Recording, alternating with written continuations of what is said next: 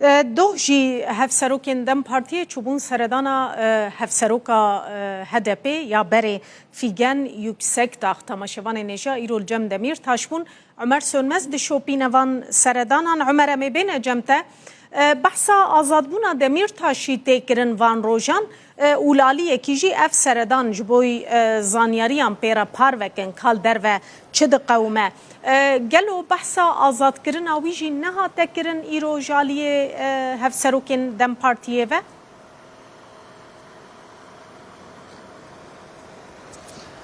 Belediye Başşevidar vekî ku tejî behs kir hevserokên Dem Partiyê Tulayatî Mollları û Tuncer Bakiran îro jî li girtîgeha Edirnê serdana hevserokê berê yê HDP Silhatîn Demirtaş û hevşaredarê berê yê Amedê Selçuk Mızrak dikirin. Ev hevdîtin derdora 3 saet û nîvan berdewam kir. Piranî bi Demirtaş ra ev hevdîtin pêk hat. Piştî hevdîtinê jî li vê derê her du hevserokên Dem Partî daxuyaniyeke Kurtdan û balêk şand ku got moral û motivasyona hem Silhatîn Demirtaş hem jî Figen Yüksek da gelek ilîcî lewra dojî li girtîgeha Kandıraya Kocaeliye serdana Figen Yüksek da kiribûn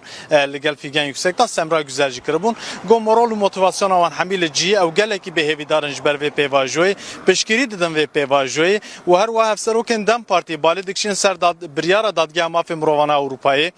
ku biryara bin pêkirina dabû û gotibû ku lazim ku Demirtaş û siyasetmedarên ku doza Kobaniyê da hatine darizandin û ciza xwarinin ew bêne berdan balê dikişin servan biryaran û dibêjin ku bila ew îdî lazim e demil dest bêne berdan ji bo ku ew jî karibin piştgirî bidin vê pêvajoyê li derva lewra li hundir îdî xwedê ezmûn û tecrübeyeke mezinin lazim ku îdî li derva jî ew wî tecrübe wî ezmûna xwe ji bo pêvajoya çareseriyê sarf bikin ji loma jî got em li bendênin ku îdî demil dest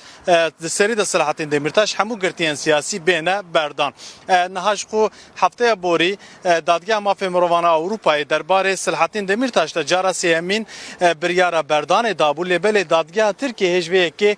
cîbcî nekirîna Silhatîn Demirtaş dema ku em lêdinin ji çarê mijdara 2016 ve ev neh salin ku li vî girtîgeha Edirneyê girtiye Silhatîn Demirtaş destpêka pêvajoyê heta niha ji xwe di her peyamê xwe da balê dikişîne ser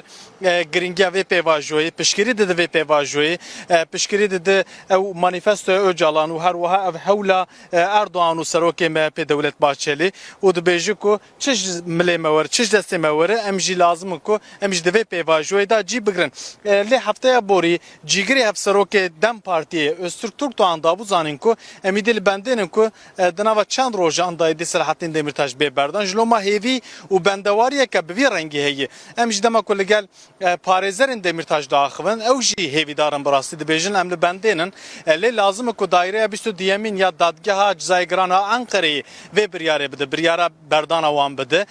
pişta Silhatîn Demirtaş û girtiyên din ên siyasî bêne berdan yani bêyî komisyon û bêyî yasayeke taybet